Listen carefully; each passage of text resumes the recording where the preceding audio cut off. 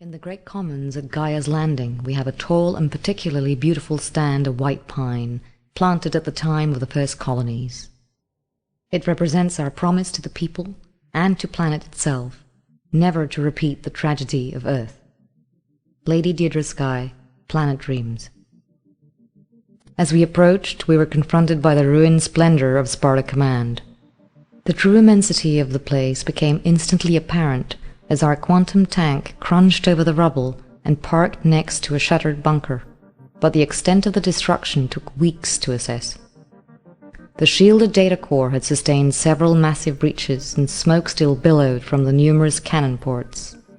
There were few signs of human life. Lady Deirdre Skye, Our Secret War. Having now established a secure perimeter, we have made ourselves relatively safe from enemy incursions.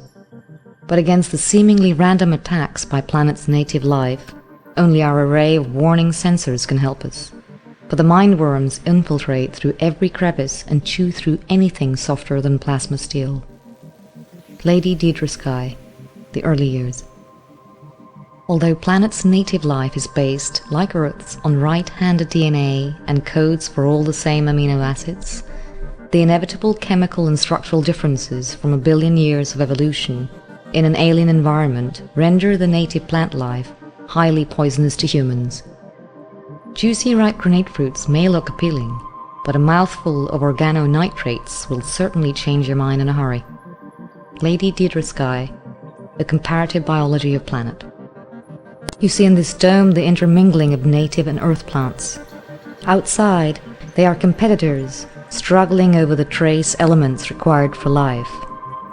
Often, one destroys the other. Here they are tended with care and kept well nourished. They thrive together, and the native fungus does not unleash its terrible defenses. As you can see, competition is unnecessary when resources are plentiful, and population growth is controlled. Lady Deirdre Skye, Planet Dreams.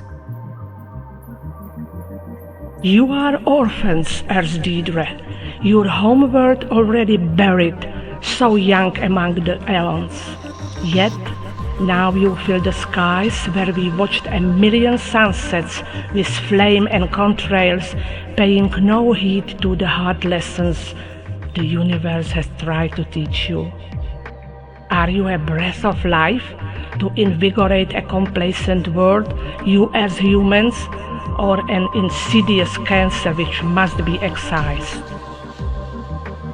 Lady Deirdre Skye, Conversations with Planet.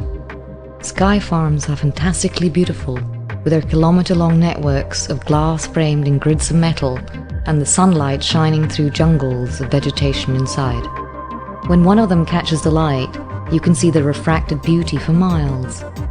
They are life-giving stars on a desolate planet, gardens on the wing. Lady Deirdre Skye, Planet Dreams. Planet's atmosphere, though a gasping death to humans and most animals, is paradise for earth plants. The high nitrate content of the soil and the rich yellow sunlight bring an abundant harvest wherever adjustments can be made for the unusual soil conditions. Lady Deirdre Skye, The Comparative Biology of Planet. The Isle of the Deep is really not a single creature, but a colony of thousands of individual tubules, an aquatic vector of the mindworm which terrorizes planet's continents. Over its lifetime, certain tubules secrete a tough glue-like substance which hardens to form the characteristic shell that floats the colony and creates the appearance of a rogue island. Lady Deirdre Skye, A Comparative Biology of Planet. Observe the racerbeak as it tends so carefully to the fungal blooms. Just the right bit from the yellow, then a swatch from the pink. Follow the glow mites as they gather and organize the fallen spores. What higher order guides their work?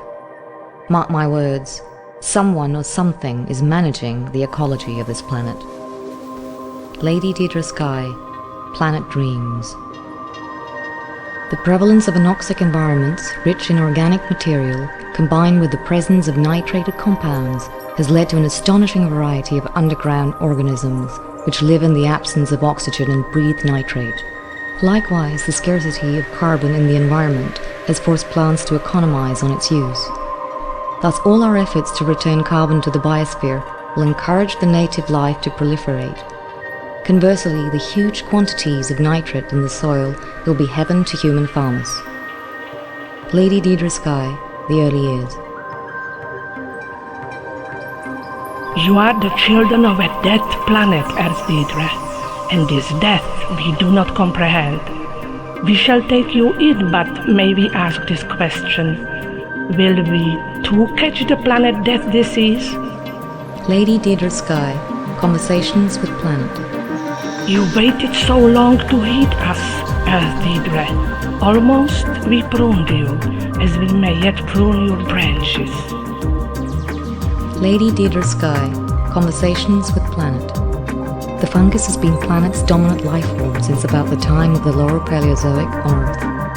But when once every 100 million years or so, the neural net at last achieves the critical mass necessary to become sentient, the final metamorphosis kills off most of the other life on the planet. It is possible that we humans can help to break this tragic cycle. Lady Deirdre Skye, Planet Dreams. Eternity lies ahead of us and behind. Have you drunk your fill?